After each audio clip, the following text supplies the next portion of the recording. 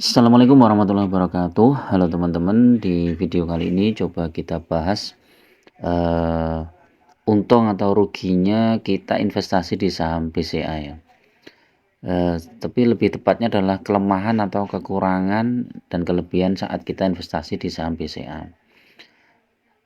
Hampir semua investor besar itu mengakui bahwa investasi di saham perbankan itu sangat stabil ya teman-teman, dan ini bisa kita lihat dari saham-saham big bank ya, BCA, Mandiri, BRI, BNI itu yang cukup stabil walaupun saat terjadi krisis ya, karena ketika krisis itu saham ini terkoreksi cukup dalam, hampir 40%, tetapi tidak perlu waktu lama ya, sekitar setahun sudah rebound dan melebihi harga tertingginya sebelumnya.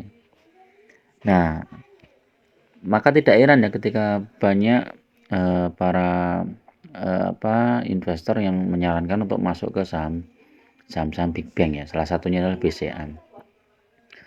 Nah, BCA ini teman-teman, kalau kita lihat ya, ini secara PBV memang sudah cukup tinggi ya, 4,64 dan PER-nya 22 ya, karena memang banyak diminati ya, karena secara fundamental juga bagus, labanya juga tumbuh terus ya. Kalau nggak salah ini laba sudah 30 triliun mungkin ya, coba saya cek ya, 36 triliun labanya. IPS-nya juga naik terus nih ya, ini 220, 255, 330, 394. Nah, kalau kita bandingkan dengan IPS-nya memang harga sekarang itu sudah cukup tinggi ya. Tapi kenapa tetap diminati ya? Karena itu BCA itu tetap stabil ya.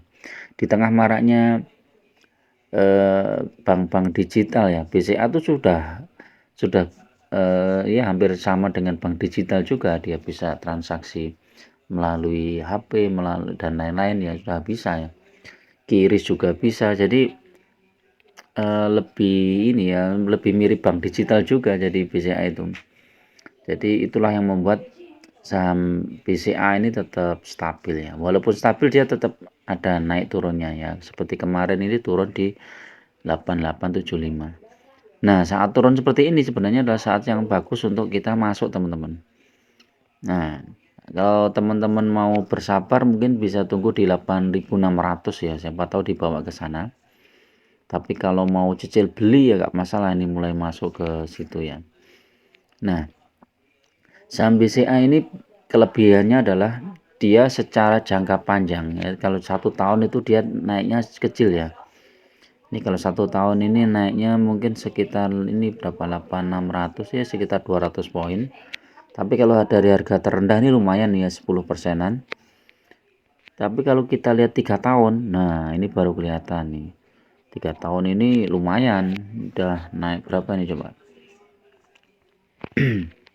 8875 dikurangi 5420. Ini kalau 8 tahun ya, dibagi 5420. 3 tahun.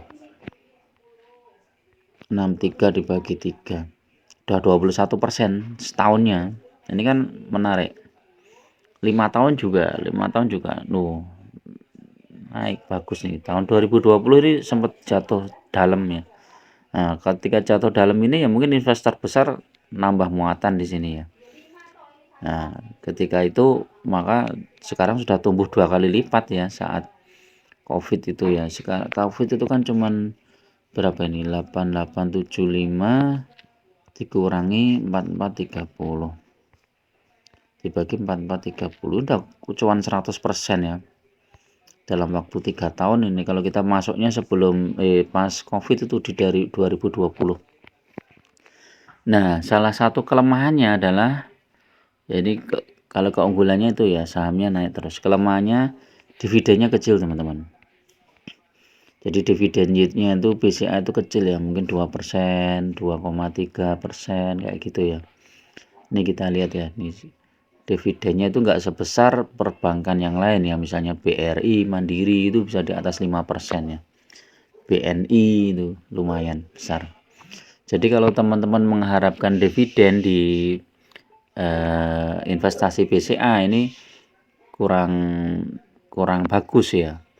Jadi kalau di BCA itu ya capital gain, karena dia secara capital gain itu naik terus harga sahamnya, sehingga ketika kita membutuhkan dana ya akhirnya dijual ya. Seperti kayak beberapa waktu yang lalu salah satu pemilik saham BCA menjual sahamnya ya, ketika harganya sampai menyentuh 10.000 dia jual ya, karena butuh dana sekitar berapa miliar gitu. Nah setelah itu saham BCA turun sampai sekarang ya, turun, belum bisa menyentuh lagi ke 9.000 apalagi 10.000 ya.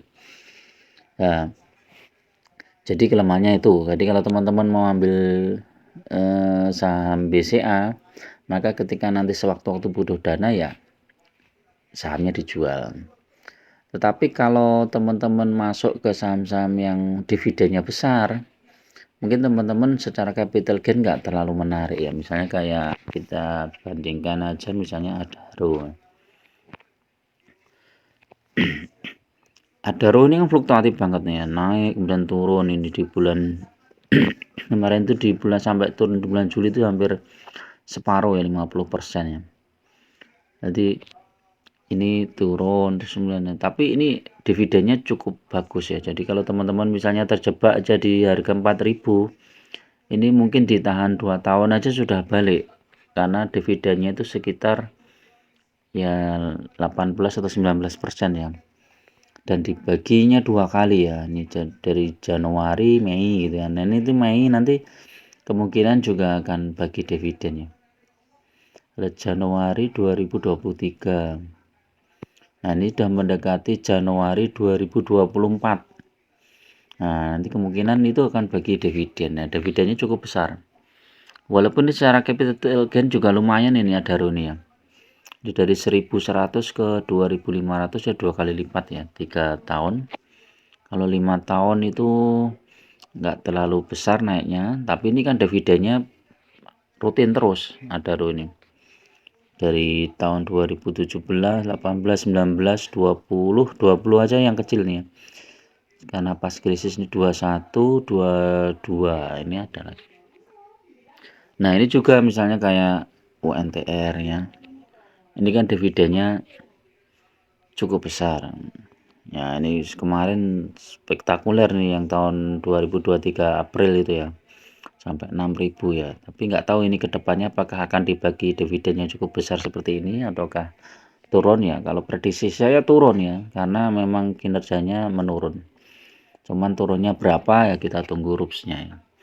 Jadi itu teman-teman.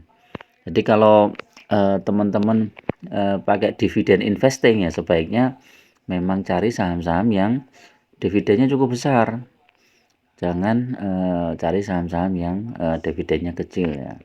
Kalau yang kayak BCA dan teman-temannya ya, perbankan itu cocoknya untuk capital gain, bukan dividen investing ya. Udah kita masukkan dana ke situ, terus nanti kalau misalnya kita punya dana lagi ya kita beli lagi sahamnya saat harganya turun. Jadi gitu.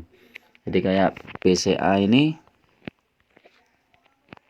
saat turun seperti ini ya, mungkin beberapa investor sudah mulai masuk ya. Ada yang menunggu di 8.600, ada yang menunggu di 8.800 gitu kan, ada seperti itu. Jadi masuk, nanti kalau dibawa turun lagi masuk lagi.